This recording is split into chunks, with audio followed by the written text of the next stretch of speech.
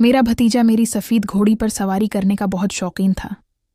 वो अक्सर मुझसे उसिरार करता, चची, मुझे आपकी सफ़ेद घोड़ी की सवारी करनी है।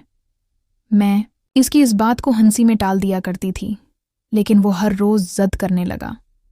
इन दिनों मेरा भतीजा पढ़ाई के सिलसिले में मेरे पास रहने आया हुआ था। मेरा शोहर इस वक्त बीरुवन मिल्क मुकीम था।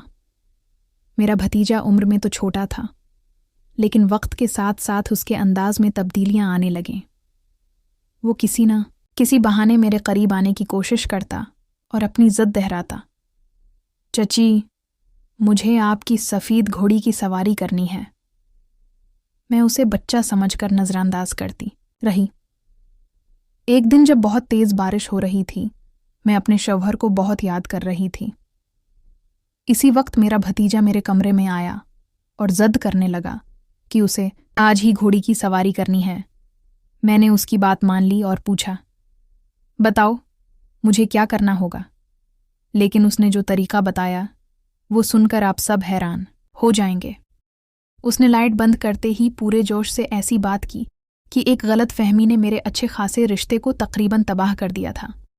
पूरी कहानी सुनिए, आपको बहुत मज़ा आएगा, और अगर आप चैनल पर नए हैं तो चैनल को ज़रूर सब्सक्राइब करें। शुक्रिया। यह कहानी इस वक्त की है जब मेरी नई नई शादी हुई थी। मैं एक गरीब घराने से ताल्लुक़ रखती थी, इसलिए मेरे वालिदैन ने कम उम्री में ही मेरी शादी कर दी। हर लड़की की तरह मेरे भी अपनी शादी को ले कर बहुत से ख्वाब थे, लेकिन वो शायद मेरी ज़िंदगी में पूरे ना हो सके, क्योंकि मेरा शौहर शादी की पहली रात के बाद ही मुझे छोड़कर बीरुवन मुल्क चला गया। शादी बहुत जल्दी में हुई थी। मैंने सुना था कि मेरे शौहर के वालिदैन इस दुनिया में नहीं थे और उसकी एक छोटी बहन थी जिसकी शादी वो 1 साल पहले कर चुका था। मेरे वालिदैन को ये रिश्ता इसलिए पसंद आया क्योंकि लड़का अच्छा कमा लेता था और उनकी तरफ से लड़की वालों से कोई मुतालबा भी नहीं किया गया था।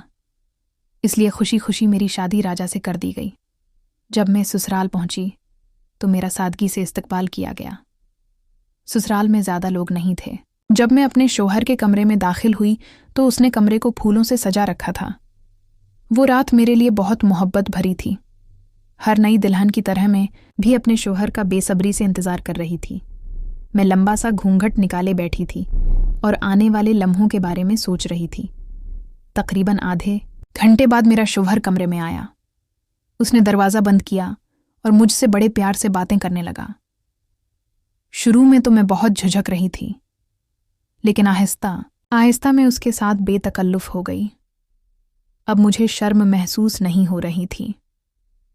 मेरे शौहर ने मेरा हाथ थामकर अपनी मोहब्बत का इजहार किया और उसके छूने से मेरे दिल की धड़कन तेज़ हो गई। फिर उसने लाइट बंद कर दी और मुझ पर अपना प्यार निछावर करने लगा। कई घंटों बाद उसने मुझे बताया कि वो कल सुबह कारोबार के सिलसिले में बीरुवन मुल्क जा रहा है। ये सुनकर मैं सख्ते में आ गई। उसने बताया कि दफ्तर से छुट्टी नहीं मिल रही, इसलिए उसका जाना बहुत ज़रूरी है। वो बोला, तुम परेशान मत होना, मैं जल्द वापस आऊँगा। उसकी बात सुनकर मैं बहुत उदास हो गई। भला कौन सी लड़की शादी के अगले ही दिन अपने शौहर को बाहर जाने की इजाज़त देती है? मुझ में कुछ कहने की हिम्मत नहीं थी, लेकिन मैं खामोशी से उदास होकर बैठ गई। मेरे शौहर ने मुझे मनाने की बहुत कोशिश की, लेकिन दिन भर की थकावट की वजह से मैं जल्द ही नींद की वादियों में खो गई। सुबह जब मेरी आंख खुली तो मैंने देखा कि मेरा शौहर बीरुवन मुल्क जाने की तैयारी कर रहा था। मैंने उसे रोकने की कोशिश की और कहा कि कुछ दिन बाद चले जाएं, लेकिन उसने कहा कि काम फौरी है और छुट्टी नहीं मिल सकती। वो बोला, तुम फिक्र न करो, मैं बहुत जल्द वापस आऊँगा। चूँकि मैं नई नवीली दुल्हन थी, इसलिए मैंने ज़्यादा बहस नहीं की और भारी दिल से उसे जाने की इजाज़त दे दी। शौहर के जाने के बाद मैं घर में बिल्कुल अकेली रह गई। घर बहुत बड़ा था और उसके पछले हिस्से में एक अस्तबल था जहाँ 2-3 घोड़े थे।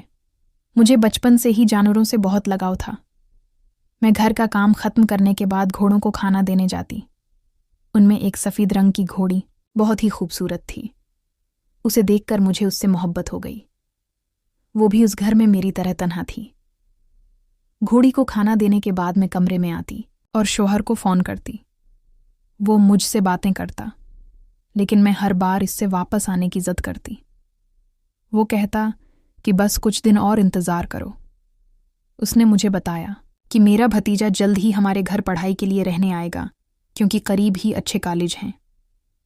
उसने कहा कि उससे मेरा दिल भी लगा रहेगा। ये सुनकर मुझे थोड़ा सुकून मिला। एक दिन मैंने रात का खाना बनाया और खाने के बाद उस्तबल चली गई। वहां मैंने सफ़ीद घोड़ी के साथ कुछ वक्त गुजारा। उसकी नीली आंखें थीं और जब भी मैं उसके करीब जाती वो अपनी गर्दन झुका लेती, जैसे वो मेरे जज्बात को समझती हो। मैं उससे बातें करती और उसे खाना खिलाती। इसके बाद मैं कमरे में आकर थकावट की वजह से गहरी नींद सो गई। सुबह उठकर मैंने घर के काम शुरू किए और घोड़ों को चारा डाला। जब मैं फारिग होकर निकली तो दरवाजे की घंटी जोर से बजी। मैं भागकर दरवाज़ा खोलने गई। सामने मेरा भतीजा अरमान खड़ा था। मैंने उसे शादी पर एक बार देखा था, इसलिए मैंने उसे फौरन पहचान लिया। आस ने मुझे देखते ही कहा, चच्ची, आप तो आज बहुत खूबसूरत लग रही हैं। मैं शर्मा गई और कहा, अंदर आओ, तारीफें बाद में करना।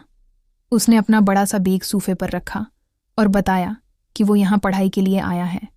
अरमान 20 साल का एक खूबरू लड़का था, लेकिन उसकी उम्र का अंदाज़ा लगाना मुश्किल था।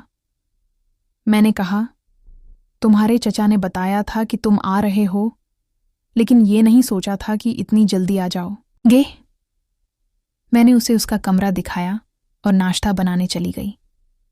जब मैं नाश्ता लेकर आई तो वो अपने फ़ोन पर कुछ देख रहा था और मुझे देखते ही इसके हाथ से फ़ोन गिर गया। नाश्ता करते हुए वो मेरी तारीफ़ें करने लगा।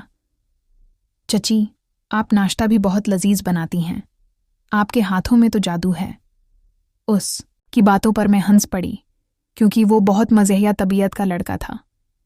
हमने उसकी पढ़ाई के मुतालिक कुछ बातें की। फिर मैं अपने कमरे में आई तो शौहर का फ़ोन आ गया। उसे अरमान के आने का मालूम हो चुका था। उसने कहा, अब तुम्हारा दिल बहल जाएगा। मैंने खामोशी से हाँ कह दी, क्योंकि मुझे उसकी ज़रूरत थी, भतीजे की नहीं। लेकिन नई नवीली दुल्हन होने की वजह से मैं ज़्यादा ज़िद न कर सकी। कुछ देर आराम करने के बाद मैं उस्तबल में घोड़ों को चारा डालने गई। आज सफ़ीद घोड़ी बहुत उछल कूद कर रही थी। शायद वो आज़ाद होना चाहती थी। जब मैं उसे चारा डाल रही थी तो अरमान भी वहां आकर खड़ा हो गया और कहने लगा, चच्ची, ये सफ़ीद घोड़ी मुझे बहुत पसंद है, बिल्कुल आपकी तरह खूबसूरत। इसकी नीली आंखें देखकर तो कोई भी उस पर फ़िदा हो जाए। फिर इसने कहा, चची, मुझे उसकी सवारी करनी है। मैंने उसकी बात हंसी में टाल दी। हमने थोड़ी देर बातें की और फिर घर वापस आ गए। अरमान ने बताया कि वो अपने दोस्तों के हॉस्टल जा रहा है और देर से लौटेगा। मैंने उसे इजाज़त दे दी। रात को जब वो वापस आया तो हमने साथ खाना खाया। खाने के दौरान उसने फिर वही बात दोहराई, चच्ची, मुझे आपकी घोड़ी की सवारी कब करवाएंगी? मैंने उसकी बात हंस कर टाल दी, क्योंकि मैं उसे बच्चा समझती थी। रात को थकावट की वजह से जल्द सो गई।